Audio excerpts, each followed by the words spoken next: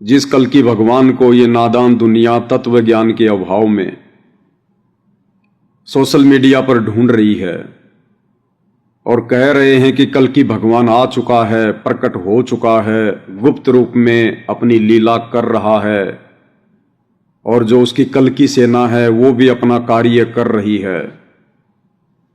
भाई, जब आप सब लोगों को इस बात का पता है, भविष्यवक्ता बार बार कह रहे हैं, भविष्य मलिका भी इतने सारे प्रमाण दे रही है, और जब ये कन्फर्म हो रहा है कि वो प्रकट हो चुका है तो दुनिया उसे पहचान क्यों नहीं रही?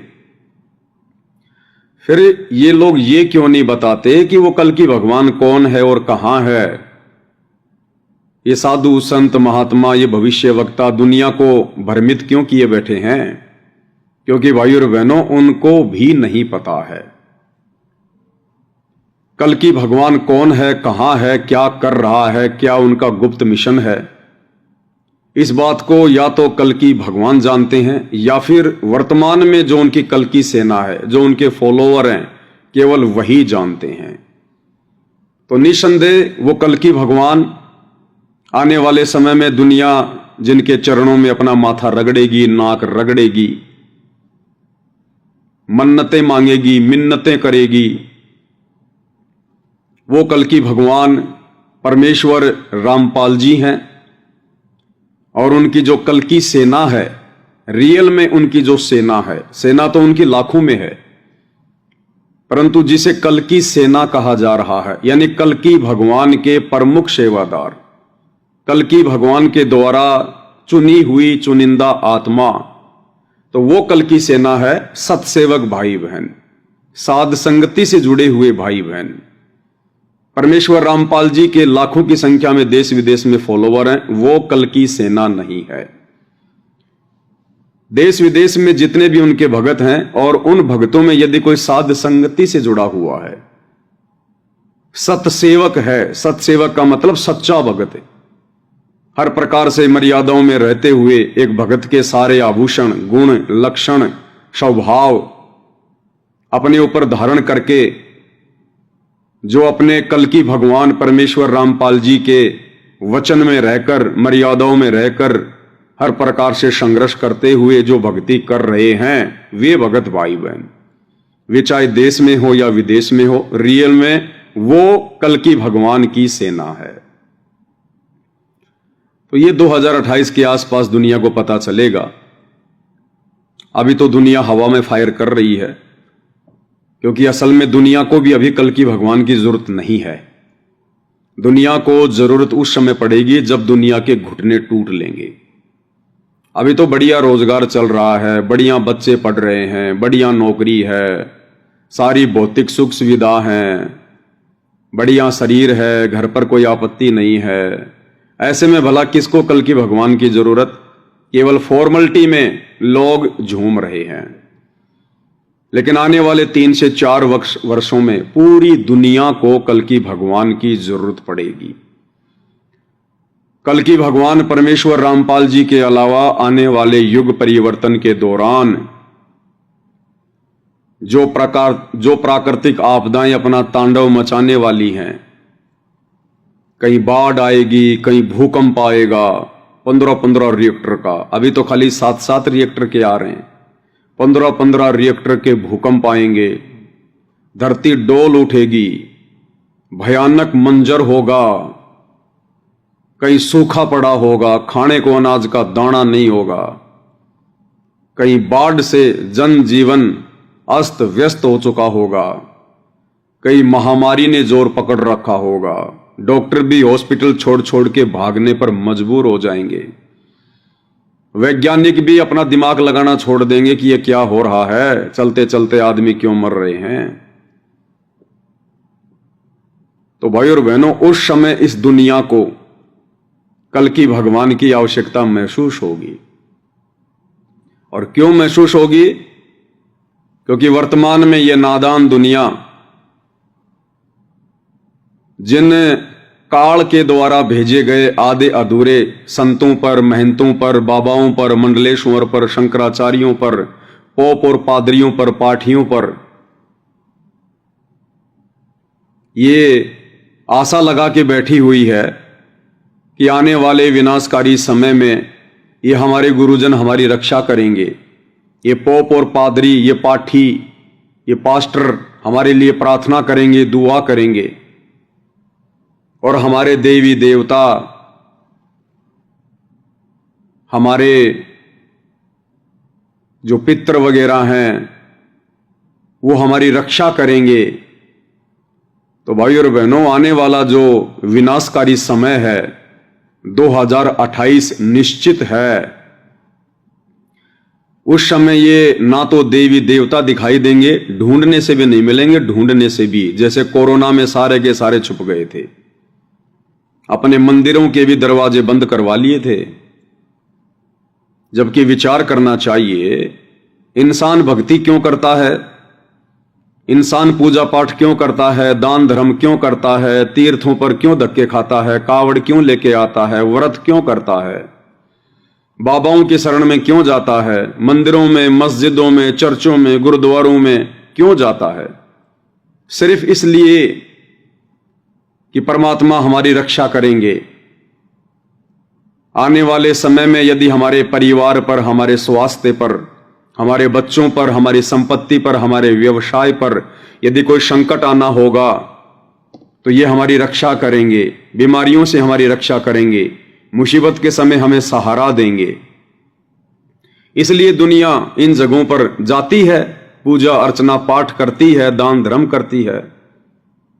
लेकिन दुनिया वालों को विचार करना चाहिए, जब 2020 में कोरोना काल था, उस समय ना तो हिंदुओं के देवी देवता सामने आए, ना मुसलमानों का अल्लाह सामने आया, ना ईसाइयों का वाहे गुरु सामने आया, ना ही सिखों का वाहे गुरु सामने आया, और ना ही ईसाइयों का मसीहा सामने आया।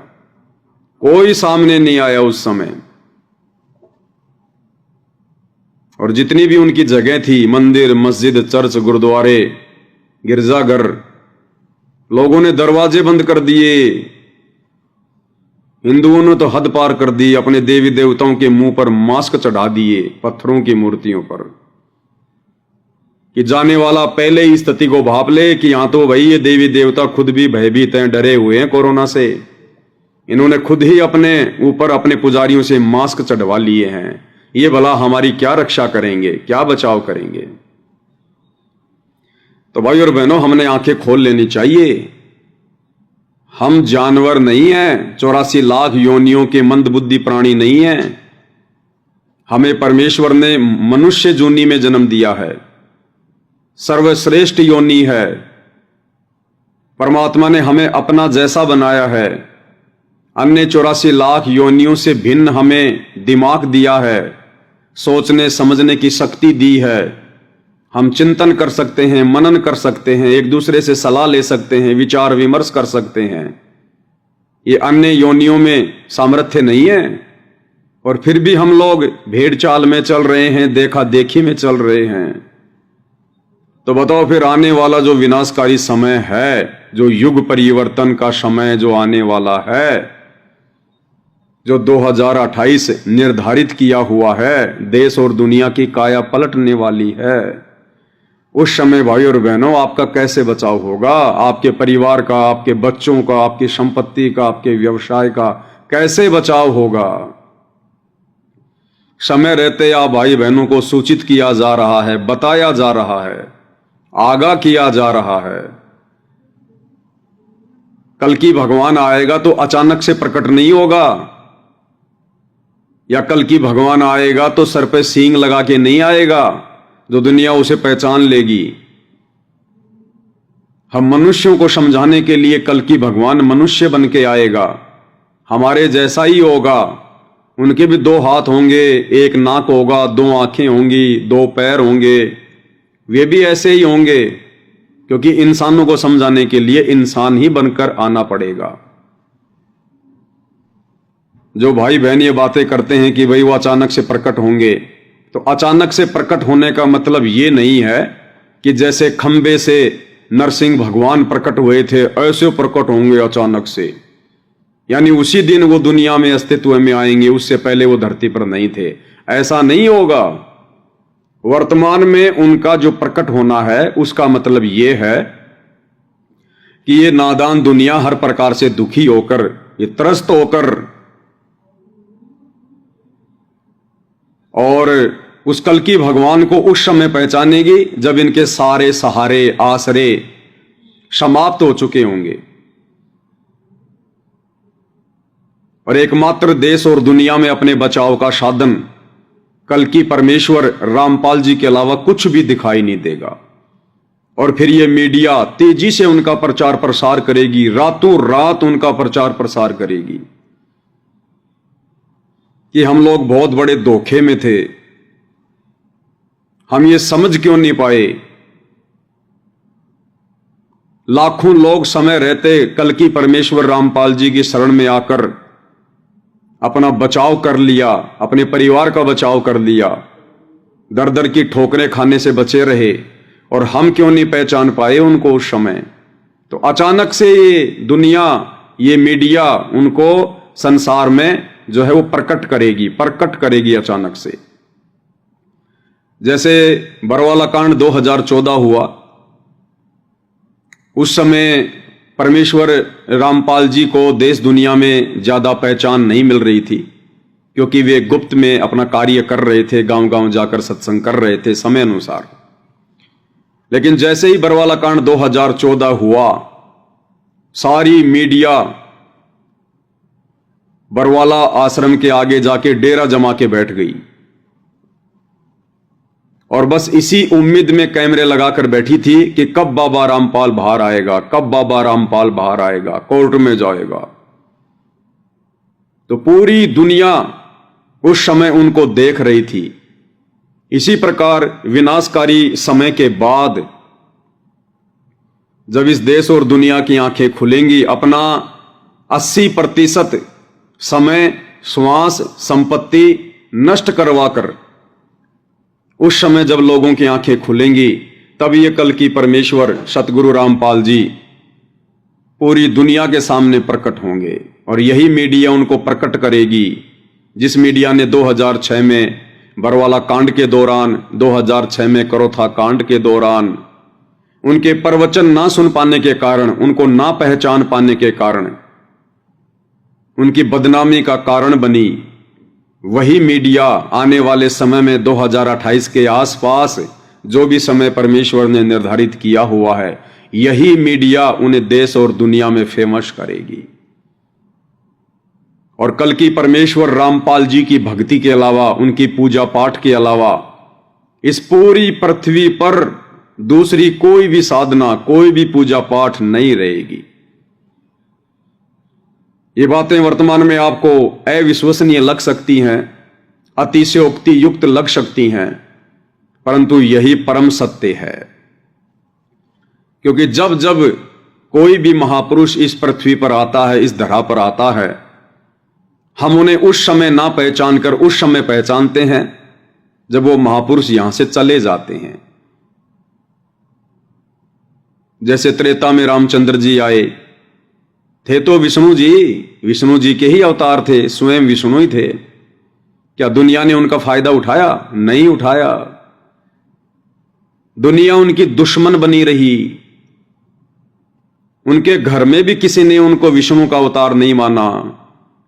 उनकी सगी चाची कैकई, अगर वो उन्हें विष्णु मानती, विष्णु का अवतार मानती, तो उनके साथ में छल कपट नहीं करती, धोखा नहीं करती। अपने वचन का जो राजा दशरथ ने उसको दिया था एक युद्ध के दौरान, जो कैकई ने रथ की धुरी में अपनी उंगली फंसाई थी क्योंकि उसका पहिया निकलने वाला था युद्ध के दौरान, और कैकई राजा दशरथ के साथ में थी, उसने अपनी उंगली फंसा दी थी उसमें। बाद में जब राजा दशरथ को युद्ध जीतने के बाद पता चला कि इसने तो बहुत बड़ी कुर्बानी दी है, तो खुश होकर कहा था कि मांगो, क्या मांगते हो? तब उसने कहा था कि समय आने पर मांगूंगी, क्योंकि काल ने वो समय निश्चित किया हुआ था। क्योंकि ये राम कृष्ण ब्रह्मा विष्णु महेश की जो स्टोरी है भाई और बहनों, ये पहले से लिखी हुई होती है, सब कुछ निर्धारित होता है। तो उसने कहा कि समय आने पर मांगूंगी, और जब वो समय आया दशरथ पुत्र श्री रामचंद्र जी को जब राज्य अभिषेक किया जा रहा था, उस समय उसकी एक दासी थी मंथरा। उसके कहने पर वो भ्रमित हो गई, काल उसकी बुद्धि पर बैठ गया और उसने कहा कि रामचंद्र जी को 14 वर्ष का वनवास और मेरे पुत्र भरत को अयोध्या का राज्य। तो बताओ भाई और बहनों, अगर रामचंद्र जी की, विष्णु अवतार की खुद की सगी चाची अगर उन्हें विष्णु मानती, विष्णु का अवतार मानती, तो क्या ऐसी दुष्टता कर सकती थी? तो उनका परिवार ही नहीं मानता था उन्हें, बाहर वाले तो मानते कहां। लंका का राजा रावण उनकी धर्मपत्नी सीता का हरण करके ले गया। अब बताओ, रावण अगर उन्हें विष्णु का अवतार मानता तो कैसे अपनी माता का हरण कर सकता था? स्वयं लक्ष्मण भी उन्हें विष्णु का अवतार नहीं मानते थे। अगर मानते तो कभी भी ये सोचकर उनके साथ में वनवास में नहीं जाते कि मैं अपने भाई की रक्षा करूंगा। अरे भगवान की रक्षा कौन करेगा? 3 लोकों में विष्णु जी से बढ़कर कौन है? लेकिन लक्ष्मण भी उन्हें वो परम शक्ति नहीं मान रहे थे। लोगों ने उनके साथ में लड़ाइयां की, झगड़े किए और उनके चले जाने के बाद भाई और बहनों अब उनके मंदिर बनाए जा रहे हैं, करोड़ों रुपया बर्बाद किया जा रहा है, दुनिया पैदल यात्रा कर करके वहां जा रही है, अपनी प्रार्थनाएं लेकर, मन में तरह तरह की जिज्ञासाएं लेकर, इच्छाएं लेकर, मेरा यह काम बन जाएगा, मेरा वो काम बन जाएगा। बनना धरना कुछ भी नहीं, अब कुछ भी नहीं बनना। अब तो केवल वो यादगारें हैं। वो मंदिर केवल एक यादगार है। उस मंदिर में जाने से, मत्था टेकने से, चढ़ावा चढ़ाने से, वहां रोने से, धोने से कुछ नहीं मिलेगा। वही मिलेगा जो तुम्हारे भाग्य में लिखा हुआ है। और तुम्हें भ्रम हो जाता है कि मुझे तो इस मंदिर में आने के बाद ये वस्तु मिल गई, मेरा ये काम हो गया। क्योंकि जब ये आत्मा रोती है, पुकार करती है विशेष परिस्थितियों में, तो कहां जाके करेगी? किसी मंदिर में, किसी मस्जिद में, किसी चर्च में, किसी गुरुद्वारे पर, या वैसे किसी मूर्ति के आगे। तो जब ये जीव आत्मा हृदय से पुकार करती है तो आत्मा फिर परमात्मा की पुकार सुनता है। रामचंद्र जी नहीं सुनते, विष्णु जी नहीं सुनते, शंकर जी नहीं सुनते। ये परमात्मा नहीं है, ये भी जीव संज्ञा में हैं। आप और हमारी तरह हैं। इनको भी वापस आप और हमारी तरह जीव संज्ञा में आना पड़ता है। इन्हें भी 84 लाख योनियों की लंबी यात्रा पे जाना पड़ता है। लेकिन ये यहां 3 लोक के मैनेजर हैं। परमात्मा इनके माध्यम से यहां पर अपना कार्य जो है वो कर रहा है।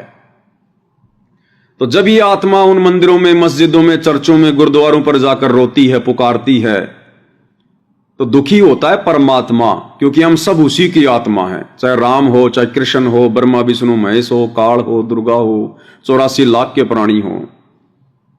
तो जब ये आत्मा रोती है तो परमात्मा बड़े दयालु हैं। कौन परमात्मा? कल्कि भगवान। कौन कल्कि भगवान? कबीर देव। कौन कबीर देव? परमेश्वर रामपाल जी, जो वर्तमान में सशरीर धरती पर प्रकट हैं। तो ये परमेश्वर फिर आत्मा की पुकार सुनता है और उसकी पुकार को डाइवर्ट कर देता है यहां के मैनेजरों के पास में, यानी धर्मराय के दरबार में, धर्मराज के पास में, जो सभी का हिसाब किताब रखता है परमेश्वर के हुक्म से। एक सिस्टम बना रखा है गुरुदेव ने। जैसे मुकेश अंबानी है, मुकेश अंबानी ने जितने भी उसके ग्राहक हैं, जियो के जो सिम हम लोग लेते हैं उसकी कंपनी की, रिलायंस की, जियो की, तो मालिक तो है कौन? मुकेश अंबानी। हम सब ने उसकी सिम ले रखी है, यूज कर रहे हैं, रिचार्ज हम जो है करवा रहे हैं। और जब हमने कोई कंप्लेंट करनी होती है, जब हमें कोई शिकायत करनी होती है, तो मुकेश अंबानी ने एक सिस्टम बना रखा है। उसने एक सिस्टम बना रखा है। उसने कॉलिंग सेंटर की व्यवस्था की हुई है ग्राहक सेवा के अंदर, और एक नंबर दिया हुआ है। उस नंबर पे जब हम लोग डायल करते हैं मोबाइल से, तो उसने जिन जिन व्यक्तियों की ड्यूटी लगा रखी है वो हमारा फोन उठाएंगे और वो हमारी समस्या को सुनेंगे और यदि हमारी समस्या सुलझाने योग्य होगी तो फिर वो सुलझाई जाती है, अगर नहीं सुलझाई जाएगी तो वो लोग मना कर देते हैं। तो इसी प्रकार पूर्ण परमेश्वर कबीर देव रामपाल जी भगवान ने यहां पर 21 ब्रह्मांड में, एक ब्रह्मांड में एक धर्मराज बैठा रखा है, धर्मराय, जो ब्रह्मा विष्णु महेश का भी हिसाब किताब रखता है, सब जीवों का रखता है। तो जब ये आत्मा रोती है, पुकारती है, दुख में, तकलीफ में, परेशानी में, चाहे किसी भी धर्म या जाति से है, किसी भी देश से है, तो आत्मा रोती है, उसकी पुकार परमात्मा के पास जाती है। परमात्मा से वापस वो टकरा कर फिर यहां जो सिस्टम बना रखा है परमेश्वर ने, धर्मराज के दरबार में जाती है, यमराज के पास जाती है। वो धर्मराज फिर चेक करता है अपने अकाउंट में कि इस आत्मा को क्या तकलीफ है, और यदि वो तकलीफ जो भी है उसको, यदि उस आत्मा के पुण्य, कौन से पुण्य, जब कभी वो मनुष्य शरीर में था पहले या वर्तमान में, जैसे भी वो भक्ति कर रहा है, साधना कर रहा है, धर्म कर्म कर रहा, अच्छे कर्म कर रहा है, तो हमारी बैटरी चार्ज होती रहती है, हमारे पुण्य जो है वो डिपॉजिट होते रहते, पाप और पुण्य दोनों ऑटोमेटिक उसके दरबार में, उसके अकाउंट में डिपॉजिट होते रहते हैं। उसने किसी से पूछने की जरूरत नहीं होती है, क्योंकि परमेश्वर ने यह शरीर बनाया है, मनुष्य शरीर, और इस शरीर में परमात्मा ने एक सिस्टम बना रखा है जिसको कहते हैं चित्र और गुप्त। चित्रगुप्त यानी जो कर्म हम करते हैं और जो कर्म हम साइलेंट होकर करते हैं, अपने मन में भी सोचते हैं, जो गुप्त कर्म है। मान लो किसी ने चोरी कर ली, किसी ने किसी के साथ में रेप कर दिया, और वो सोच रहा है कि किसी को नहीं पता इस घटना का, लेकिन वो गुप्त चित्र आपका ऑटोमेटिक धर्मराज के दरबार में रिकॉर्ड हो गया। इस शरीर में परमात्मा ने एक सॉफ्टवेयर बना रखा है। हमने मन में भी यदि किसी के प्रति कोई गलत भाव रखा, विचार रखे, गलत सोचा, वो बाहर वालों को तो नहीं पता चलेगा, लेकिन चित्रगुप्त अंदर जो परमेश्वर ने सिस्टम फिट कर रखा है, उसमें वो ऑटोमेटिक वो रिकॉर्डिंग हो गई। और उसी आधार से फिर जब हमारी मृत्यु होती है, हम धर्मराज के दरबार में जाते हैं, वह हमारा पूरा हिसाब किताब होता है, बिल्कुल आंखों के सामने चलता है, एलसीडी की तरह। वहां छुपाने की जरूरत नहीं, वहां बताने की जरूरत नहीं है। उस परमेश्वर की विज्ञान बहुत एडवांस है। तो जब ये आत्मा चाहे किसी भी धर्म में, किसी भी जाति से है, जब ये विशेष परिस्थितियों में रोती है, चीखती है, चिल्लाती है, मदद की पुकार करती है, तो हम तो रोते हैं इन मंदिरों में जाके, मूर्तियों के आगे, मुसलमान इन मस्जिदों में, इन मज़ारों के आगे रोता है, सिख भाई अपने गुरुद्वारों में, ईसाई जो है इन चर्चों में जाके, या वैसे भी कहीं से भी। और जब वो धर्मराज के पास में परमात्मा डाइवर्ट करता है उसकी पुकार को, तो धर्मराज देखता है कि इसके अकाउंट में कुछ बैलेंस है कि नहीं है, कोई ऐसा दान पुण्य, कोई ऐसा सही कर्म, कोई सदकर्म जिसके बदले मैं इसकी मदद कर सकूं।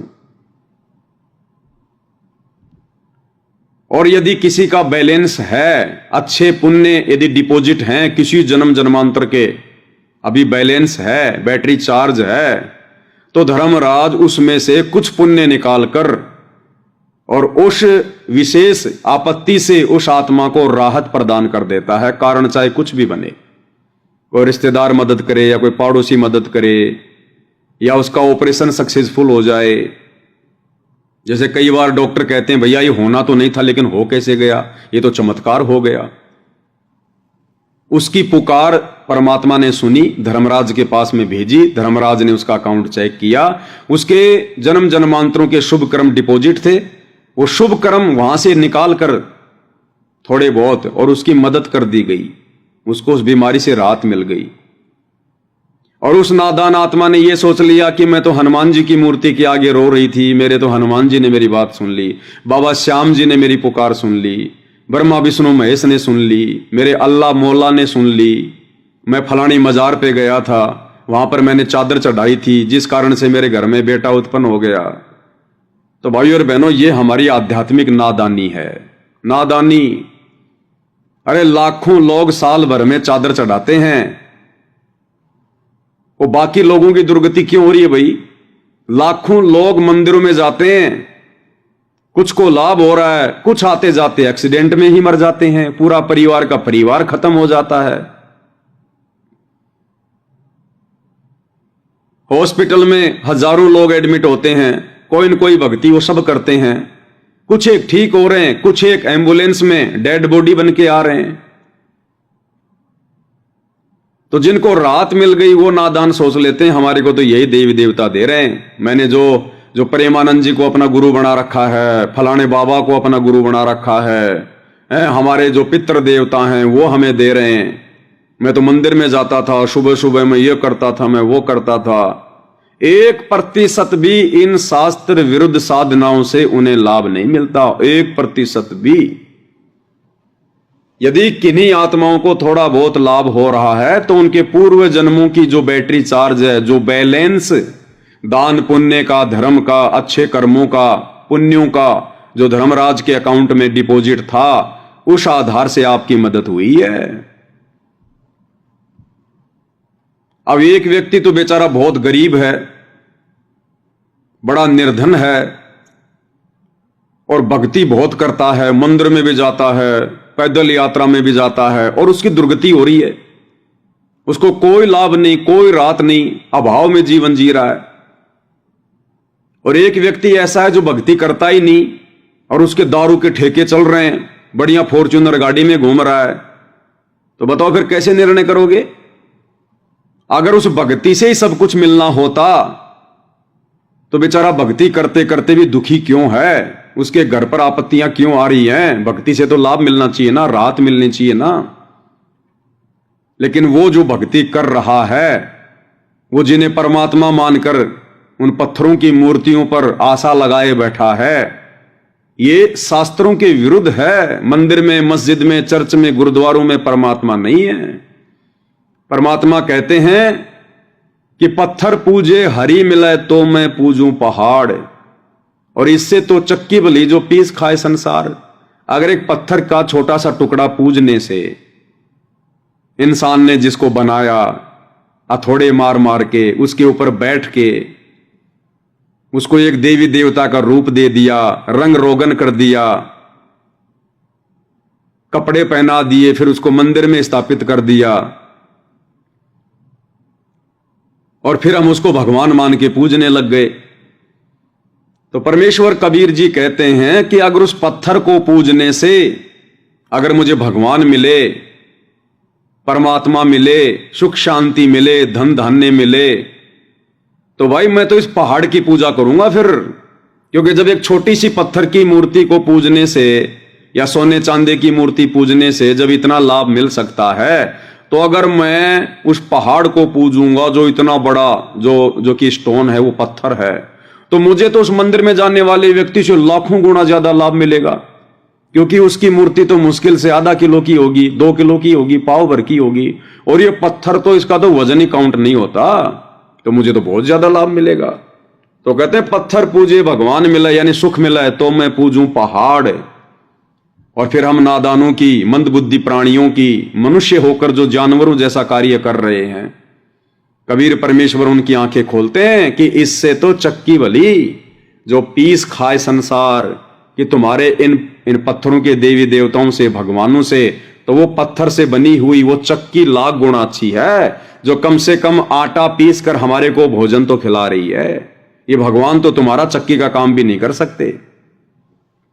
तो भाई और बहनों, ये हमारी आध्यात्मिक नादानी थी, क्योंकि हमारे पूर्वज अशिक्षित थे, अनपढ़ थे, उन्हें धर्मशास्त्रों का ज्ञान नहीं था, वेद, गीता, कुरान, पुराण, बाइबल का ज्ञान नहीं था। आम व्यक्तियों की पहुंच से बहुत दूर थे ये धर्मशास्त्र। केवल एक वर्ग विशेष, जिसको पंडित कहते हैं, जिसको ब्राह्मण कहते हैं, उन्हीं लोगों को पढ़ने का अधिकार था, और ये संस्कृत में होते थे। आम व्यक्ति को तो पढ़ने का भी अधिकार नहीं था इन शास्त्रों को, और वो भी संस्कृत में, तो भला कैसे जान पाते? और ये पंडित लोग समझ नहीं पाए। ब्राह्मणों के वंशज कहे जाते हैं श्री ब्रह्मा जी, और पूज्य परमेश्वर रामपाल जी भगवान ने श्रीमद् भागवत उसको खोल के दिखा दिया, बता दिया। 6वां स्कंद 3रा अध्याय। ना ब्रह्मा जी को ज्ञान है, ना सृष्टि का ज्ञान है, ना उन्हें परमात्मा का ज्ञान है, उन्हें खुद की उत्पत्ति का भी ज्ञान नहीं है कि मैं कैसे पैदा हो गया, मेरे को किसने पैदा किया। ना विष्णु जी को ज्ञान है, ना शंकर जी को ज्ञान है, फिर अन्य देवी देवताओं को कहां से ज्ञान होगा? और फिर ये मनु जैसे, पाराशर जैसे, वेद व्यास जैसे, ना इनको ज्ञान है। तो बताओ फिर हमारे पूर्वजों को, जिन्होंने बेचारों ने जिंदगी में कभी वेदों की शक्ल भी नहीं देखी, गीता जी की शक्ल भी नहीं देखी, उन्हें कैसे ज्ञान होता? तो जैसा उन ब्राह्मणों ने, उन पंडितों ने, जो ये कहा करते थे कि हम तो नालंदा विश्वविद्यालय से संस्कृत पढ़ के आए हैं, आचार्य की उपाधि लेकर आए हैं, कोई द्विवेदी की उपाधि लेके आता था। द्विवेदी यानी जिसको 2 वेदों का ज्ञान होता था, वो द्विवेदी। जिसने 3 वेदों को पढ़ा उसको त्रिवेदी कहते थे। जिसने 4 वेदों को कंठस्थ याद कर लिया, पढ़ लिया, रट्टा मार लिया, उसको चतुर्वेदी। आगे चलकर ये जातियां बन गई उनकी। तो हमारे पूर्वजों ने अशिक्षा के कारण और विश्वास कर लिया कि ये पंडित लोग जो इतनी बड़ी बड़ी यूनिवर्सिटियों में पढ़ के आए हैं, धारा परवा संस्कृत बोल रहे हैं, इन्हें तो पूरा ज्ञान होगा भक्ति और भगवान का। जबकि उनको तो क ख ग भी ज्ञान नहीं था भक्ति और भगवान का, क ख ग भी। हालांकि वेदों में आदि अधूरी साधना है परमात्मा की, कंप्लीट ज्ञान नहीं है, लेकिन वो भी इन लोगों को नहीं पता था। और काल की साधना में, ब्रह्मा विष्णु महेश तक की साधना में, गीता जिसको मना कर रही है अध्याय 7 श्लोक 12 से 15 में, उसी में उलझा के रखा। और उन आत्माओं को थोड़ा बहुत जो लाभ मिल जाता था वो केवल उनके पूर्व जन्मों के पुण्यों के बैलेंस के आधार पर मिलता था। और वो सोच लेते थे कि ये पंडित जी ने हमें जो विधि बताई है कि सोमवार का व्रत कर ले, शुक्रवार का व्रत कर ले, सत्यनारायण की कथा कर ले, कावड़ ले आ, पैदल यात्रा कर ले, फलाने पीपल के पेड़ के धागा बांध दे, चौराहे पर ये टुंडर फुंडर कर दे, जंतर मंत्र कर दे। हमारे पूर्वज सोचते थे कि इन पंडित जियों ने हमें जो विधि बताई है इसी से हमें लाभ हुआ है, जबकि उस विधि को अपनाकर तो हम परमात्मा के दोषी बनते जा रहे थे। क्योंकि शास्त्र विरुद्ध साधना करना परमात्मा का विरोध करना है, परमात्मा का दोषी बनना है। तो इन पंडितों ने, इन ब्राह्मणों ने तो आप और हमारे को हमेशा परमात्मा का अपराधी बनाया है। और हमें जो लाभ मिल रहे थे वो उल्टी साधना, जंतर मंत्र, टुंडर फुंडर करते करते वो दे रहा था परमपिता परमेश्वर हमारी ही भक्ति से, जो किसी जन्म में हमने उस परमेश्वर की शरण में आकर सत भक्ति की होती है, जो हमारा भक्ति बैलेंस धर्मराज के दरबार में डिपॉजिट था, उसी से हमें लाभ मिलता था। तो जो व्यक्ति पूरी जिंदगी भक्ति कर रहा है, मंदिर में जाता है, व्रत करता है, दान पुण्य करता है, और वो बेचारा अभाव का जीवन जी रहा है, उसके संकट दूर होने का नाम भी नहीं ले रहे। और एक व्यक्ति दारू के ठेके खोल के बैठा है, 2 नंबर के काम कर रहा है, झूठ पे झूठ बोलता है, मिलावट करता है, रिश्वत लेता है, और वो ना कोई भक्ति करता, और उसके ठाट हो रहे हैं। तो भाई और बहनों, जो व्यक्ति वर्तमान में मंदिर में, मस्जिद में, चर्च में, गुरुद्वारों पर भक्ति करते करते भी जो दुखी है, वो दुखी इसलिए है क्योंकि वर्तमान में वो जो भक्ति कर रहा है वो शास्त्र विरुद्ध है, हमारे धर्म ग्रंथों के विरुद्ध है, वो मनमाना आचरण है। जिस कारण से उस वर्तमान भक्ति से वो चाहे मंदिर में जाए, चाहे मस्जिद में, चाहे चर्च में, चाहे गुरुद्वारों पर, चाहे किसी बाबा की शरण में जाए, उसको उस भक्ति से कोई लाभ नहीं होना है। और उसके पूर्व जन्मों की भक्ति का जो बैलेंस होता है वो भी धर्मराज के दरबार में खाली पड़ा है, जिस कारण से उसका कहीं से भी कोई राहत उसको नहीं मिल रही है। और अंत में वो आत्मा क्या सोचती है कि भाई धरती पर भगवान है ही नहीं, कि धरती पर कोई भगवान नहीं है। और उस व्यक्ति को देखकर अन्य लोग भी, उसके रिश्तेदार, उसके गांव वाले, उसके समाज वाले भी ये सोच बैठते हैं नादानी में कि भाई धरती पर भगवान नाम की कोई चीज नहीं है। अरे इस आदमी से ज्यादा भक्ति कौन करता होगा? इसने कोई मंदिर नहीं छोड़ा, सारे ये व्रत करता था, कभी इसने किसी का बुरा नहीं किया, चींटी तक को कभी इसने सताया नहीं, और भक्ति करते करते इसकी दुर्गति हो रही है, भाई धरती पर भगवान नहीं है। ये सोचकर वो लोग भी नास्तिक होते जा रहे हैं। जबकि विचार करना चाहिए भाई और बहनों, जब तक हमें गीता अध्याय 4 श्लोक 34 के अनुसार वो तत्वदर्शी संत नहीं मिलेगा। और तत्वदर्शी संत कौन होता है? स्वयं कबीर भगवान, कल की परमात्मा। वो स्वयं ही सतगुरु बनकर, तत्वदर्शी संत बनकर धरती पर आता है, हम आत्माओं को सत्य ज्ञान देता है, शास्त्रों के अनुसार साधना बताता है। लेकिन ये काल प्रेरित नकली धर्म गुरु, साधु, संत, महात्मा, मंडलेश्वर, आचार्य, शंकराचार्य, पोप, पादरी, ये लोग उस परमात्मा के घोर विरोधी बन जाते हैं, उसके दुश्मन बन जाते हैं, क्योंकि संकट इनकी रोजी रोटी पे आ जाता है। उस परमेश्वर के ज्ञान को ये सुनते भी हैं, समझते भी हैं, और इन धर्म गुरुओं को ये पता भी चल जाता है कि जो साधना इस महापुरुष के द्वारा जो समझाई जा रही है, जो बताई जा रही है, बिल्कुल सत्य है, शास्त्रों में ऐसा ही लिखा है। लेकिन अपने स्वार्थ के कारण, काल प्रेरणा के चलते, कि यदि हमने इसकी साधना को स्वीकार कर लिया तो हमने फिर ये कर्मकांड छोड़ने पड़ेंगे, जो ये जंतर मंत्र, टुंडर फुंडर, व्रत, आन, उपासना, ये हमने छोड़नी पड़ेंगी, और समाज को सच्चाई बतानी पड़ेगी। और अगर समाज को हमने सच्चाई बता दी तो फिर हमारा ये धंधा कैसे चलेगा, हमारी रोजी रोटी कैसे चलेगी, हमारे बच्चे कैसे पढ़ेंगे। तो अपने स्वार्थ के लिए ये लोग फिर समाज को गुमराह करके बैठे रहते हैं, क्योंकि आम समाज शिक्षित नहीं होता, तो कह देते हैं कि ये तो अनपढ़ है, इसको क्या पता शास्त्रों का, इसको क्या पता संस्कृत का, इसने कोई गुरु नहीं बनाया हुआ, हमने देखो ये बचपन से संस्कृत पढ़ी है, हम नालंदा विश्वविद्यालय में आचार्य की डिग्री लेकर आए हैं। और आम समाज भी बेचारा नादानी में उनको पंडित मानकर, ब्राह्मण मानकर, शास्त्रों का ज्ञाता मानकर, उनकी धारा प्रवाह संस्कृत से प्रभावित होकर और उस महापुरुष को रिजेक्ट कर देते हैं, जो सत्य साधना बताते हैं, जिस साधना के करने से तुरंत लाभ शुरू हो जाते हैं। तो जिस कारण से भाई और बहनों, ये समाज धीरे धीरे धीरे धीरे नास्तिकता की ओर बढ़ता जा रहा था। और वो दूसरा व्यक्ति जो कोई भक्ति भी नहीं कर रहा, दारू के ठेके खोल के बैठा है, लंबी लंबी गाड़ियों में घूम रहा है, सारे उल्टे काम करता है, और जब उस आदमी को लोग देखते हैं तो कहते हैं भैया वास्तव में भगवान नहीं है।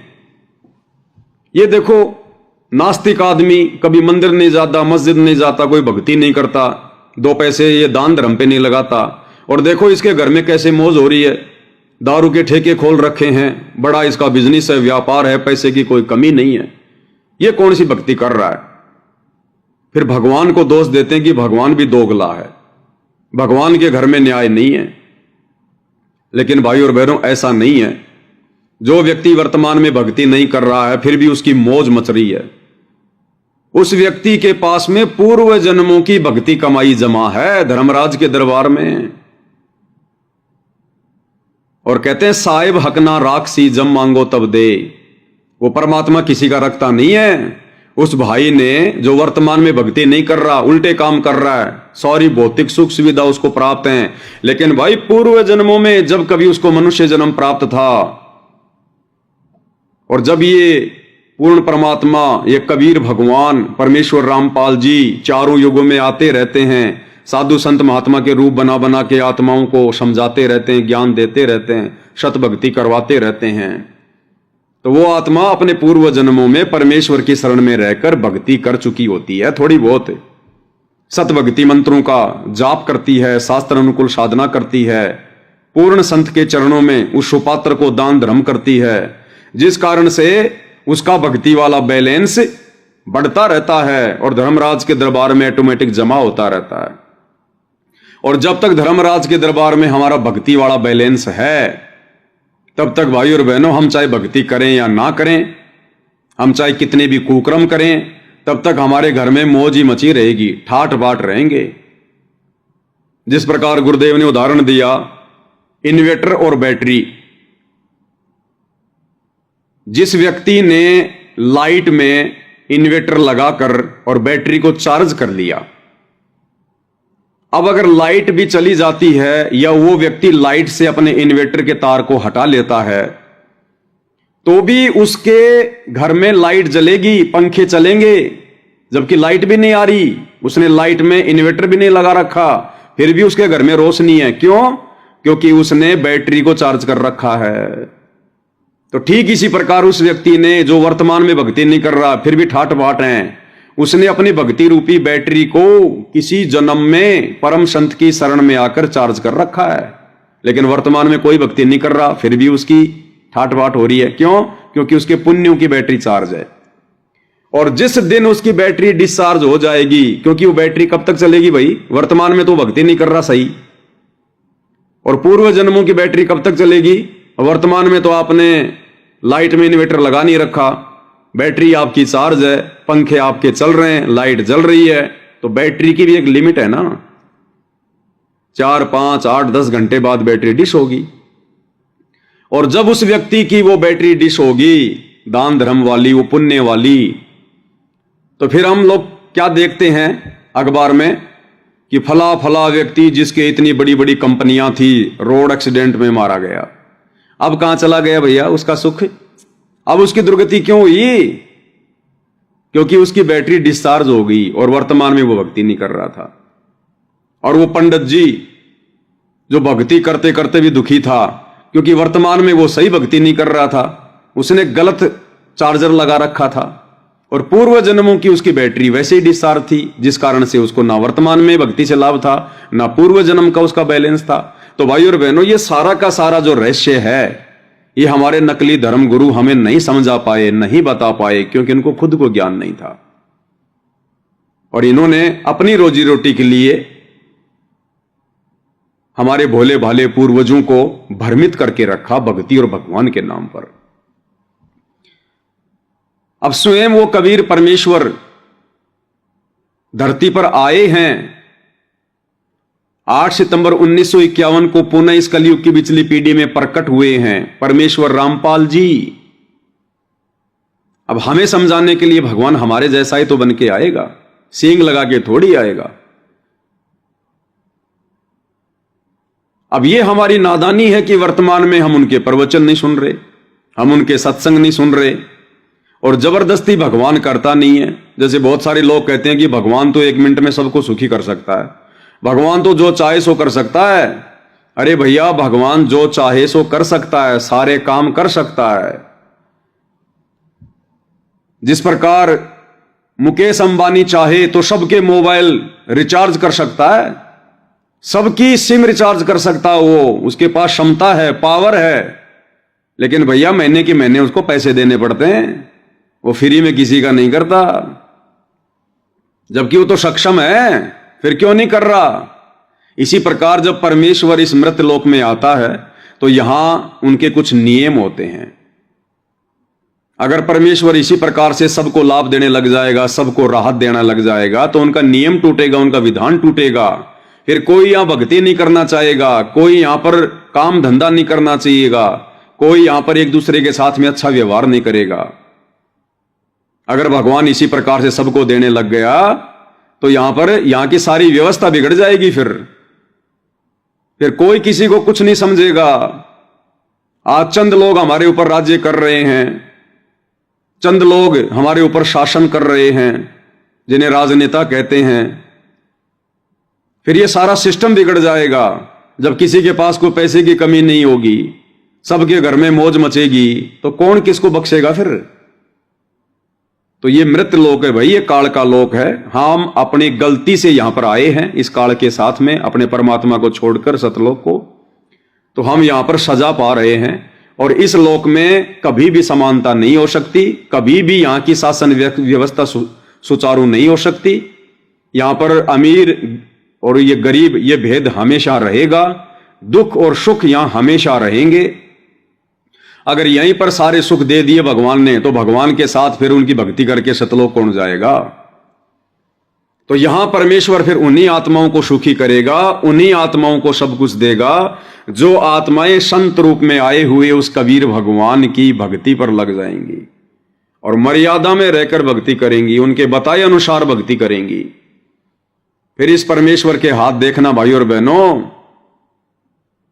ब्रह्मा विष्णु महेश भी अपने पुजारियों को जो लाभ नहीं दे सकते, वो लाभ चंद दिनों में परमेश्वर रामपाल जी के भक्तों को मिलना शुरू हो जाएगा, इस कबीर भगवान के भक्तों को मिलना शुरू हो जाएगा। इसलिए भाइयों और बहनों, परमेश्वर रामपाल जी ने आकर सभी धर्मशास्त्रों का सार निष्कर्ष सर्व समाज को सार्वजनिक तौर पर सत्संगों के माध्यम से बताया, समझाया। सन 1994 से बता रहे हैं, समझा रहे हैं, लेकिन काल प्रेरणा से हम उन्हें पहचान नहीं पा रहे, हम उन्हें समझ नहीं पा रहे, और अपनी दुर्गति का कारण हम खुद ही बन के बैठे हुए हैं। तो जबरदस्ती भगवान नहीं करेगा भाई,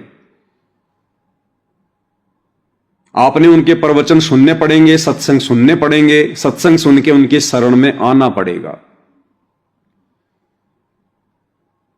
जिस प्रकार आप चाहे कितने बीमार हैं, कोई भी आपको समस्या है, अगर आपने उस बीमारी से राहत प्राप्त करनी है तो आपने डॉक्टर की शरण में जाना पड़ेगा। डॉक्टर आपको रोड से उठा के आपको ऑपरेशन नहीं करेगा, आपने डॉक्टर की शरण में जाना पड़ेगा, अपने हॉस्पिटल में जाना पड़ेगा, और उसके बाद डॉक्टर जैसा कहेगा, जैसी आपको खाने पीने की दवाई देगा, जो जो आपको मर्यादा बताएगा, जो परहेज बताएगा, आपने उन तमाम चीजों को फॉलो करना पड़ेगा, तब आप उस बीमारी से छुटकारा प्राप्त करोगे। इसी प्रकार जब परमेश्वर संत रूप में आते हैं तो हमने उनकी शरण में जाना पड़ेगा।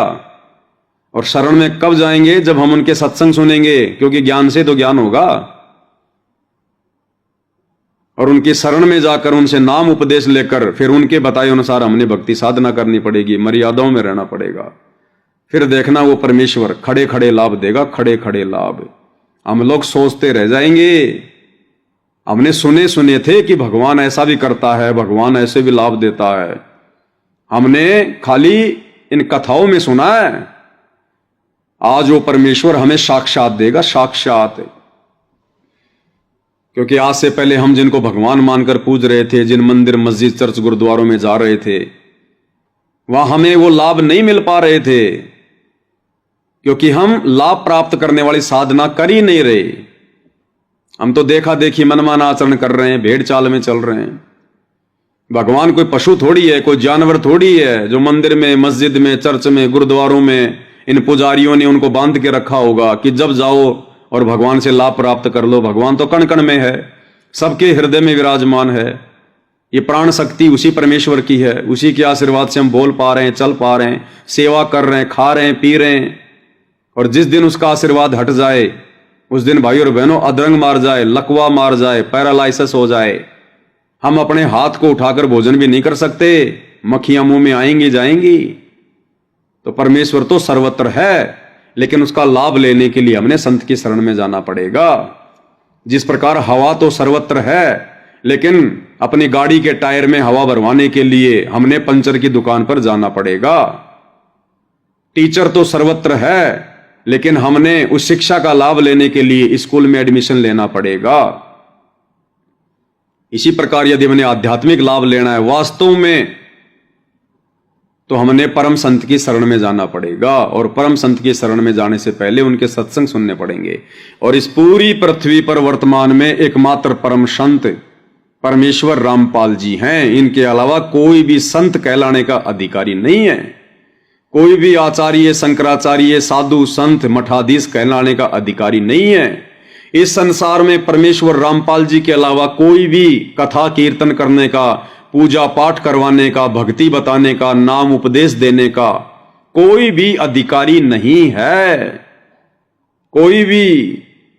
ये सब लोग भ्रमित हैं, भ्रमित। जितने भी साधु संत महात्मा हम देख रहे हैं टीवी चैनलों पर, इन आश्रमों में, सब भ्रमित हैं। ये काल ने बैठा रखे हैं अपने एजेंट, ताकि हम उस परम संत की शरण में ना चले जाएं। जगह जगह इसने ये बैरियर लगा दिए काल ने कि अगर कोई भक्ति करना चाहे तो मेरे दूतों के यहीं फंस के रह जाए। तो भाई और बहनों, काल का भी बहुत भयंकर षड्यंत्र है यहाँ पर, और इस षड्यंत्र से परमात्मा ही निकाल सकते हैं, और निकालेगा उन्हें जो खुद निकालना चाहेंगे। तो पूज्य गुरुदेव भगवान रह रहकर इस पृथ्वी पर आते रहते हैं। ये परमात्मा हम आत्माओं के लिए रह रहकर चारों युगों में आते हैं, भिन्न भिन्न रूप धारण करके। कभी 2 साल, कभी 10 साल, कभी 50 साल, कभी पूरा जीवन यहां पर एक लीला करके जाते हैं। और हम नादानों की बैटरी को शत भक्ति देकर चार्ज करके चले जाते हैं, क्योंकि वो समय मोक्ष का नहीं होता है। मोक्ष का समय चारों युगों में, इस कलयुग में जो ये पिछली पीढ़ी का समय है वर्तमान का, यही समय होता है। तो आज से पहले परमेश्वर हमें थोड़ी बहुत भक्ति देकर, दान पुण्य करवा कर, हमें शत भक्ति के जो मंत्र हैं वो देकर हमारी बैटरी को चार्ज करके चले जाते हैं, ताकि हमें मनुष्य जन्म मिलते रहें, थोड़े बहुत लाभ हमें मिलते रहें, भक्ति और भगवान पर हमारी आस्था बनी रहे। अन्यथा ये इंसान कब का नास्तिक हो जाता, कब का ये मंदिर मस्जिद चर्च गुरुद्वारे पूज पूज के, नकली साधु संतों को पूज पूज के कब का नास्तिक हो जाता। लेकिन हमारी आस्था बनी रही, हमारी धार्मिकता बनी रही, परमात्मा ने हमें भक्ति दी। और यहां पर जो हम रह रहकर, और हमने सोचा कि इन बाबाओं की शरण में आने से लाभ मिल रहा है, मंदिरों में जाने से, देवी देवताओं को पूजने से लाभ मिल रहा है। तो परमात्मा यही चाहते थे कि इनकी भक्ति पर आस्था बनी रहे, इनकी श्रद्धा बनी रहे, इनके अंदर धार्मिकता बनी रहे। और जब वो समय आएगा कलयुग की पिछली पीढ़ी का, मोक्ष का, उस समय फिर मैं अपना सारा भेद दे दूंगा, पूरी भक्ति साधना बता दूंगा, सारे धर्मशास्त्रों को खोल खोल के बता दूंगा, और इन सभी को शिक्षित कर दूंगा, सभी को ये विज्ञान दे दूंगा। हर भाषा में हर धर्मशास्त्र का अनुवाद हो जाएगा, कोई भी मूर्ख नहीं बनेगा। और उस समय नकली संतों को त्याग देंगे और परमेश्वर की शरण में आ जाएंगे। तो अब वो समय आ चुका है भाइयों और बहनों।